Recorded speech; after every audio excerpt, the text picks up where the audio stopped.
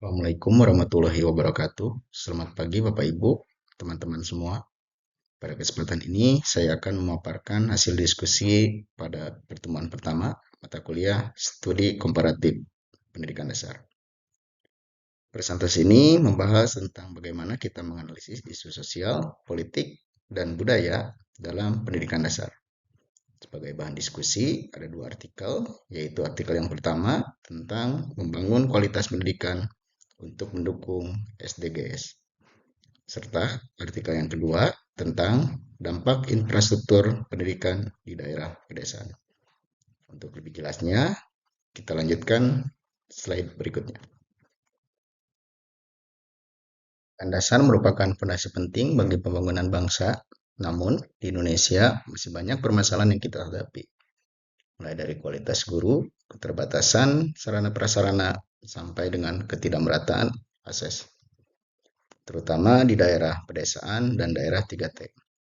Artikel yang pertama menyoroti tentang kualitas pendidikan dalam rangka mendukung tujuan pembangunan berkelanjutan atau SDGs, yang mana fokusnya meningkatkan kualitas pendidikan dan SDGs.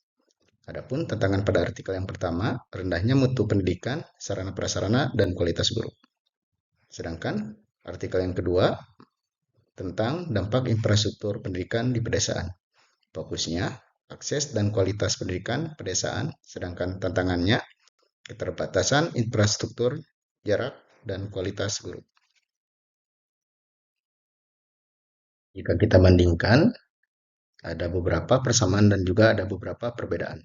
Persamaannya, yang pertama, sama-sama menunjukkan keterbatasan sarana dan prasarana. Yang kedua, sama-sama menekankan bahwa kualitas guru harus ditingkatkan. Yang ketiga, sama-sama menegaskan pentingnya peran masyarakat dalam mendukung pendidikan. Adapun perbedaannya, di artikel pertama, akses sekolah relatif lebih mudah karena fokusnya di wilayah umum, bukan daerah 3T, sama seperti di daerah sekolah saya.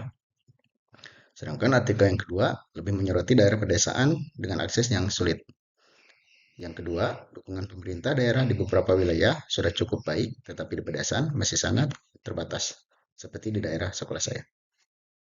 Setelah mengetahui persamaan dan perbedaannya, kita tentu perlu melihat bagaimana solusinya. Mari kita lanjut ke slide saran. Di analisis tersebut, ada beberapa solusi yang bisa kita tawarkan. Pertama, pemerataan distribusi guru harus benar-benar diwujudkan.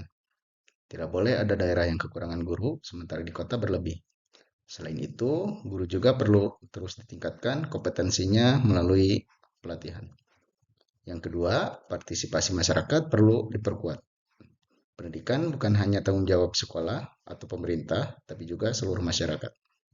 Yang ketiga, perlu ada kolaborasi antara pemerintah, pihak swasta, dan lembaga masyarakat agar program pendidikan bisa lebih efektif.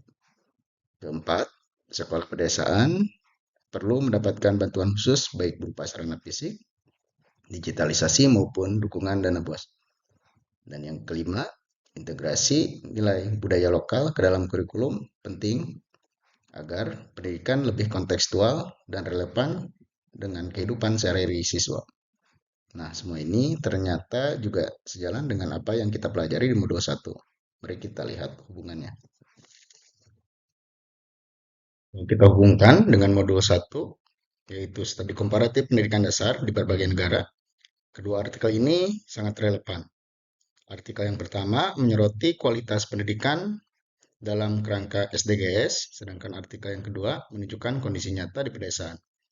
Keduanya memperlihatkan betapa pentingnya peran infrastruktur, kualitas guru, dan keterlibatan masyarakat dalam pendidikan. Hal ini sejalan dengan prinsip pendidikan di tingkat internasional yang juga menekankan kesetaraan, kualitas, dan akses untuk semua. Mari kita tarik benang merahnya dalam kesimpulan di slide berikutnya. Sebagai penutup, kita dapat simpulkan bahwa solusi peningkatan pendidikan dasar tidak bisa dilakukan oleh satu pihak saja. Diperlukan kolaborasi antara pemerintah, guru, masyarakat, dan juga dukungan swasta. Kedua artikel yang kita bahas ini memberikan gambaran nyata tentang kondisi pendidikan di Indonesia, baik dari sisi kualitas maupun akses. Dan yang terpenting, tujuan SDGs harus dijadikan landasan utama dalam setiap upaya peningkatan pendidikan, agar pendidikan di Indonesia benar-benar berkualitas dan merata untuk semua anak bangsa. Sekian presentasi dari saya. Terima kasih atas perhatian Bapak Ibu dan teman-teman semua. Wassalamualaikum warahmatullahi wabarakatuh.